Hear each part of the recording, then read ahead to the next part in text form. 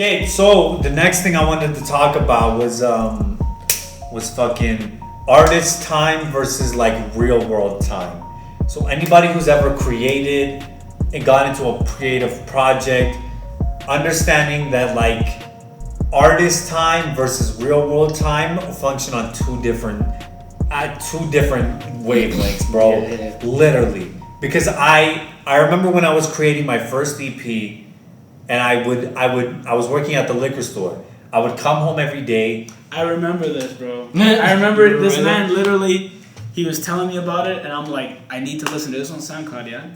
Yeah. Yeah, I remember that. Yes, and I remember fucking like going home. Liquor got a lady. Yes. Yeah. And working on songs until like 5 a.m. And then I'd get up like early as hell or late as hell. Mm-hmm. My schedule was all over the fucking place. Mm-hmm. And that shit eventually made me go fucking crazy. Yeah, man. I ended up in the hospital after that. That's not the only reason why, but it was a part of it. It was like a factor. Yes. Yeah. And you hear a lot of stories about artists going crazy. Yeah. Like, because there's just no structure to the way they go about their days. It's like a mild obsession almost.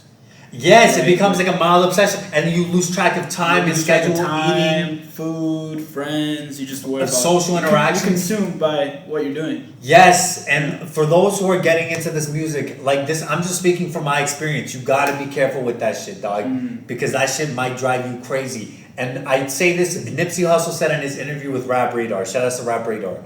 This was an interview then that came out when Victory Lap was coming out, and Nipsey Hussle said that. When there's regular business time for him, and then there's artist time. So his regular business time is he goes to sleep at 12 o'clock, wakes up at 6 o'clock, hits the gym, does whatever he does, right? But when he was creating the Victory Lap, it was like late at night, midnights, early mornings, and he said that shit almost made him go crazy.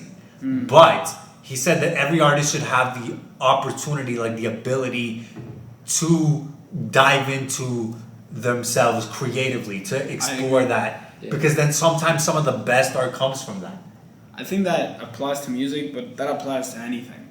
Like really, like if you're really passionate about business, like you should be up late at night reading something about business or trying to get better at what you're doing. If you're really about it like that, you know what I mean? Because somebody in the world is trying to do that and trying to one up you, you know? Right. You know, like me, man, like when I started fighting, I would watch it'd be like 3 a.m. and I'm like 4 fights in and I'm watching fights and I'm like glued to my screen. I'm like, fuck, I gotta get up in 3 hours, you know what I mean?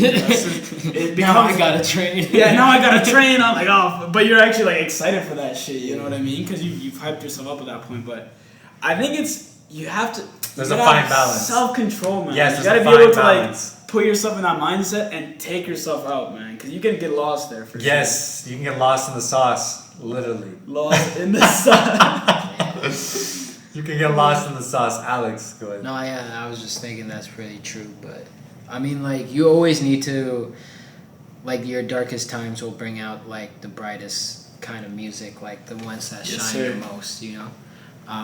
But you definitely have to watch out that you don't lose yourself to that darkness. So. Right, exactly. Yep. Yeah. That shit, it's like a fine balance.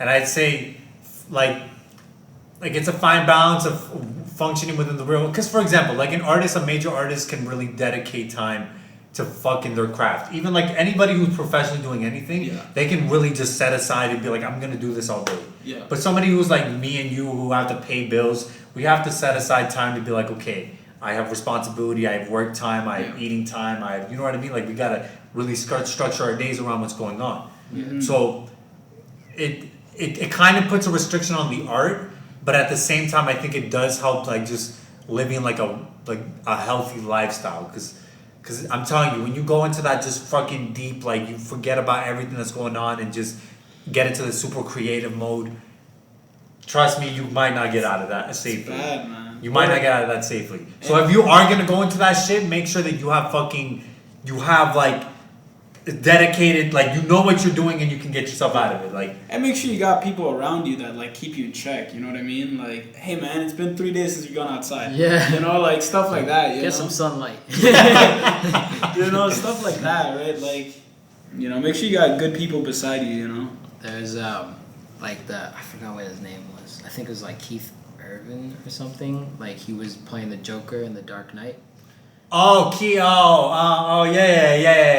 And, like he did that where like he was a method actor, so his tactic. Actors get into that, he has to become that. It's They mental. dove into it, yes. So like I think, and this is where we get to like the difference of like physical, like boxing. Like, okay, so if you're talking about boxing, right? Like it's different because it's more of a like I have to move like this, whereas like music or maybe like visual art like painting or something or acting, it's like you have to put yourself in this dark place, and like it has to be real to you, but you have to be able to get out of it.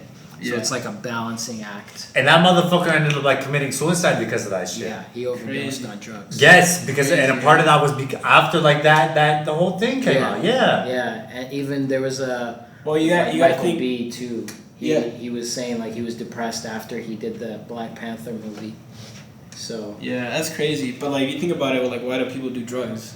To escape whatever mental state they're at in that moment, right? Like that's crazy. Yeah, and that's funny is that like there are people that are like suffering with like legitimate shit, and you're intentionally putting yourself in a fucked up situation just to get some art off. Like let me talk about the time when like my homies got shot. And, and it's cool because like it might help someone, but it can definitely. It's like the toll. Yeah, it's like the toll that you're taking on yourself. Yes. Yeah. Well, I think it's just like sacrifice too. Like if you want to reach the top of any field, you gotta sacrifice. You gotta sacrifice more than the next man. That's just It's true. Sacrifice comes with life, though. Yeah. Yes. No.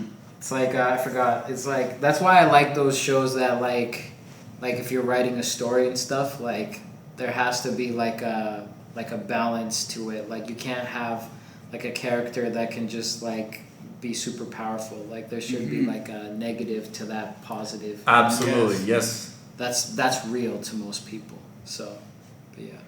Word. So with that being said, we're kind of getting close to the ending. The last thing I want to bring up, and I'm gonna say this on here because I'm working on this fucking idea, and I want to be able to. I'm not gonna say that I'm the first one. But if it comes out that I'm the first one to come with this idea, I want to put it on record, bro. Okay, that's kind of high. This is kind of high. I want to put this up on record, bro. So I'm coming I came up with this. So if anybody ends up coming with, you know where to get that shit from, who you got it from. So we were talking about biting styles. This is just so everybody knows. Don't bite. Don't bite this style. And if you do, we have it on record. We have a date stamp and everything. We know where it came from, dog. Don't even try. Esteban's got the lawyers on speed. Yeah, no, but it's not real until you get it copyrighted and trademarked and all that shit. But at least you have you have it on record that it was like, hey, I came up with this. Yeah, exactly. So at least I get some clout points. I get some clout points. So I'm coming up with this idea, and it's an idea to empower legal weed dealers. Okay. And it's gonna be using an app. Now this sounds crazy, right? But let me explain.